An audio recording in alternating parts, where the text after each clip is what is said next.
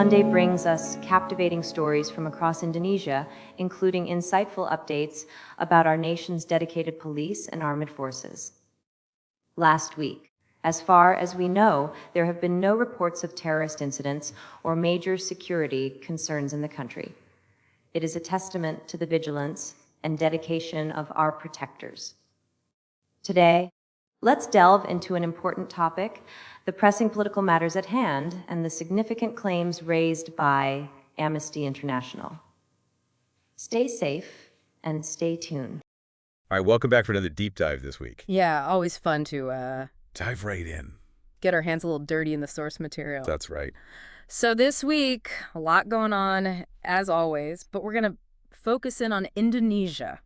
Okay. And we're gonna kick things off actually with this really interesting Amnesty International report Right. that has dropped recently, and Making some waves? yeah, making some waves, some pretty strong accusations against the Indonesian National Police. Yeah, Amnesty International Indonesia, they've actually called on President Prabowo to replace the national police chief, Wow. General Listio Sigit Prabowo. So they're going right to the top with this. Yeah, they're saying there's rampant ethical and procedural violations, Oh. calling it a state of police violence emergency. So they're really not pulling any punches here. No, they're not. This is Amnesty International, they've always been an organization that's been known for their strong stances on human rights, but this seems especially pointed. Yeah, and they've got some numbers to back it up, too. Yeah, that's what I was going to ask. What sort of evidence are they citing here to support these pretty hefty claims? Well, they documented 579 civilians becoming victims of police violence during those August protests. Right. Against the changes to the regional election law. Yeah, so that was obviously a really contentious issue Yeah. at the time. Yeah. And it sounds like the police crackdown was pretty severe. Yeah, and on top of that, they've documented 116 cases between January and November. Of this year. Of this year, yeah. So this isn't just a one-off incident. This seems to be Yeah, it's a pattern. a pattern of behavior, yeah. Pattern of abuse. And some pretty serious incidents, too. Yeah, like the shooting of a vocational high school student in Semarang, Wow. and even a police officer killed by another officer in South Solok. So there's some real internal problems, it seems, within the police force as well. Yeah, and Amnesty International is saying, look, this is a systemic issue. You need to reform this entire system. I'm curious to see how President Prabowo responds to this. Right, it's going to be interesting. Because on one hand, you know, he's got to maintain a certain level of law and order, Sure. and he needs the police to be able to do their job effectively. Yeah, But on the other hand, he can't just ignore these accusations of human rights abuses. exactly. And it'll be especially interesting to see how he balances this with his amnesty plan for about 44,000 inmates. Right. That's also been generating a lot of buzz. Yeah, so let's talk about that for a second, because this amnesty plan, on the surface, it seems to be motivated by humanitarian concerns, overcrowding in prisons. Right. But it's also got some pretty interesting political implications. Oh, yeah, definitely. So can you give us some of the specifics of this plan and who's actually eligible for amnesty? Okay, so there's 4 main categories of offenses that are eligible for this amnesty. Okay. The first one that's getting a lot of attention involves violations of what's called the Electronic Information and Transactions Law, the ITE Law. Right. Specifically related to insults against the head of state. Oh, wow.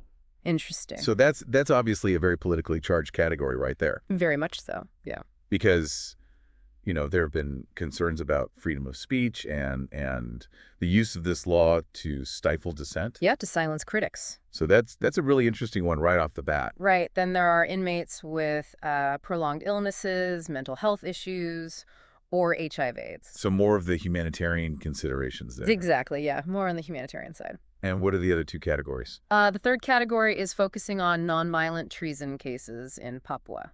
Okay, so that's another one with some pretty big political ramifications. Absolutely, especially given the ongoing situation there. Yeah.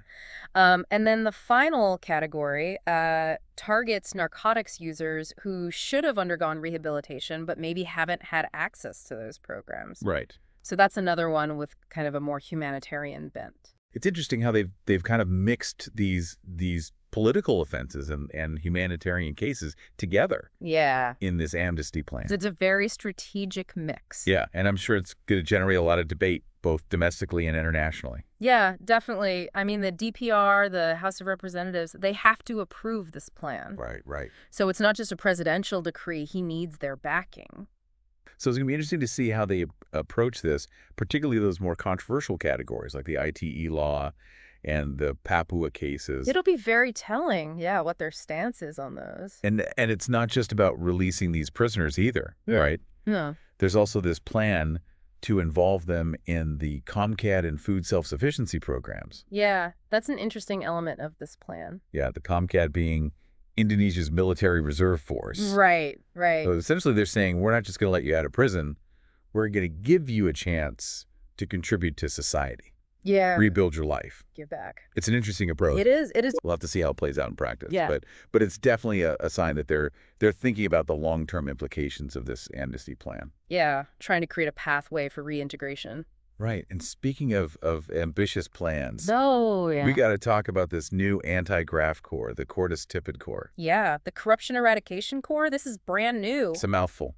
It is. It is. But it sounds like they're really trying to ramp up efforts to tackle corruption. Yeah, they're aiming to prevent, investigate, and prosecute corruption, as well as asset recovery. So they've got a pretty broad mandate. Yeah, pretty wide-ranging. But the question is, does Indonesia really need another anti-graft body? That's the big question. Because they already have the KPK, the Corruption Eradication Commission, That's right. and the Attorney General's office handling these matters. Yeah, so some critics are saying, is this just going to create more bureaucracy? Right, more overlap, potential for Yeah, confusion, competition. yeah, agencies working at cross purposes. Exactly. So that'll be something to watch closely. I think the success of this new corps is really going to depend on their ability to collaborate effectively Yeah. with the KPK and the AJ, not compete with them.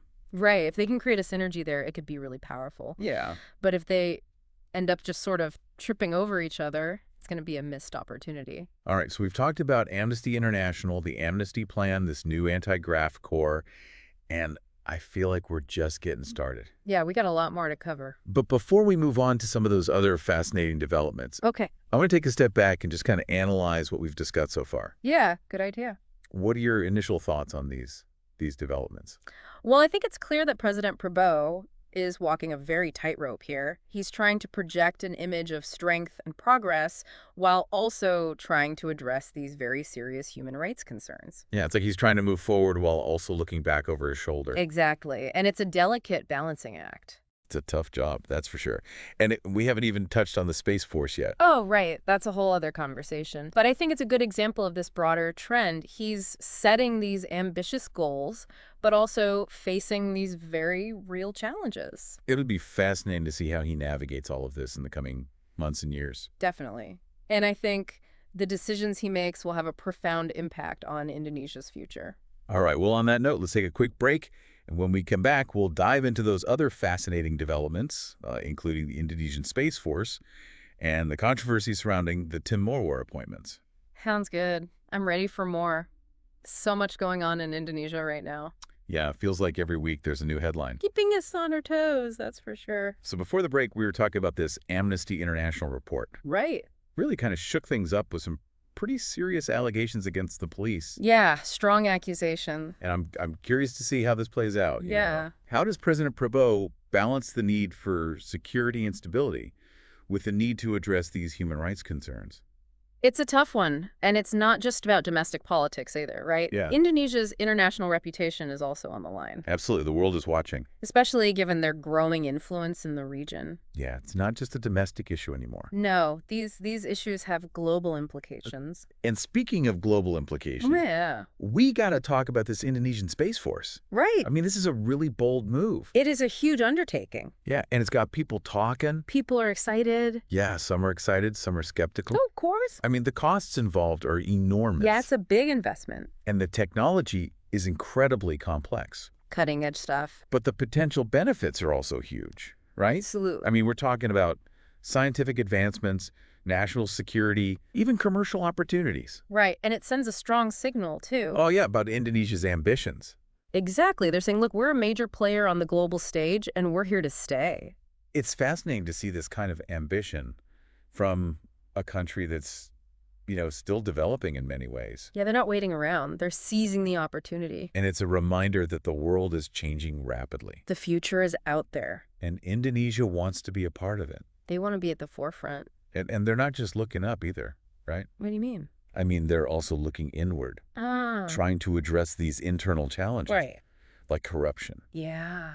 And that's where this new anti-graft corps comes in. The Tipid Corps, a big new initiative. A mouthful, yeah. It is, but it's a sign that they're taking this issue seriously. Yeah, I mean, corruption has been a major problem in Indonesia for a long time. A persistent challenge. And it's something that really undermines economic growth and development. Holds the country back. Exactly. So this new corps is a sign that they're trying to change that. It's a commitment to clean things up. But as we discussed earlier, it's not just about creating new agencies. No. It's about making sure they work effectively. Yeah. And that they don't just add to the bureaucracy. More red tape. Nobody wants that. So it's going to be interesting to see how this all plays out. Definitely how it all shakes out. And speaking of shaking things up, Oh, yeah? this amnesty plan is another big move. Huge implications. Yeah, potentially releasing thousands of prisoners. Back into society. And it's a mix of political offenses and humanitarian cases. A very strategic blend. Yeah, it's a way to appease certain groups, Sure. signal a commitment to reform. Yeah. But it's also a risk. Oh, of course. I mean, releasing these prisoners could have unintended consequences. Right. Unforeseen challenges. So it's going to be really interesting to see how this plays out in the long term. Definitely how it all unfolds. And then there's the whole Timor controversy. Oh, yeah, that's a tough one. And this is a dark chapter in Indonesia's history. A very sensitive topic. And the fact that former members of this unit are now in positions of power is really raising eyebrows. Understandably so. Yeah. I mean, it raises questions about accountability, Yeah, about justice. about whether Indonesia has truly moved on from its past. It's a difficult conversation to have, but it's a necessary one. Absolutely. And it's one that I think we need to keep having. We can't just sweep it under the rug. Right. These issues are still very much alive. They have a long shadow. And they're going to continue to shape Indonesian politics for years to come. Yeah, it's an ongoing process. So much to unpack here. Yeah, so much to think about. So many different threads. All interconnected. And it's all happening against the backdrop of this incredible economic growth and development. A rising power. Yeah. Indonesia is really on the move. Making its mark on the world stage. But with that comes a lot of responsibility. Yeah, a lot of challenges. And it's going to be fascinating to see how they handle it. It'll be a story that unfolds for years to come. So we've covered a lot of ground today. Amnesty International, the Amnesty Plan, the Space Force, Timor. Just scratching the surface. Yeah. And I feel like we've only just scratched the surface. There's always more to explore. But before we wrap up, I want to ask you, for our listeners trying to make sense of all this, Okay. what's the one key takeaway, the one thing they should keep in mind? That's a good question. I think the key takeaway is that Indonesia is at a pivotal moment right now. They're facing some really tough choices, and the decisions they make will have a lasting impact. Yeah, a pivotal moment, a crossroads. Yeah, I like that, a crossroads. And President Prabowo, he's really the one at the helm right now. He's got his hands on the wheel. Trying to steer this ship in a new in direction. the new direction. Yeah, and it's a big ship It is. It's a big country. with a lot of history, a lot of baggage. A lot of potential, too. Yeah, a lot of potential. A lot of people looking to him for leadership. So what are some of the things that our listeners should be paying attention to in the coming weeks and months as this story continues to unfold? Well, first of all, keep an eye on how the government responds to that Amnesty International report. Yeah, that's a big one. It's going to be really telling. Are they going to take concrete steps towards reform? Or are they going to try to sweep it under the rug? Actions speak louder than words. Exactly. And the world is watching. They are. So that's something to pay attention to for sure. Yeah, and also keep an eye on the amnesty plan. Right. How that plays out. Yeah, how it unfolds. Is it going to be a success? Are they going to be able to reintegrate these prisoners back into society? Yeah. Are they going to be able to find jobs, housing, support? Yeah, avoid recidivism. Yeah, because if it's not done right, it could backfire. It could. It could actually create more problems. Yeah, more instability. So that's something else to watch. Yeah, and also that new anti-graft corps. The Cortes Tipid Corps. Yeah, can they really make a difference? Yeah, can they actually deliver on their mandate? It remains to be seen. Are they going to be able to work effectively with the existing agencies? Yeah, avoid those turf wars. Yeah, because if they just create more bureaucracy, it's not going to help Exactly. It's got to be a real genuine effort. to tackle the root causes of corruption. Yeah, a systemic issue. So those are some of the things to watch. But I think the bigger picture here Yeah, is that Indonesia is at a crossroads. like we said.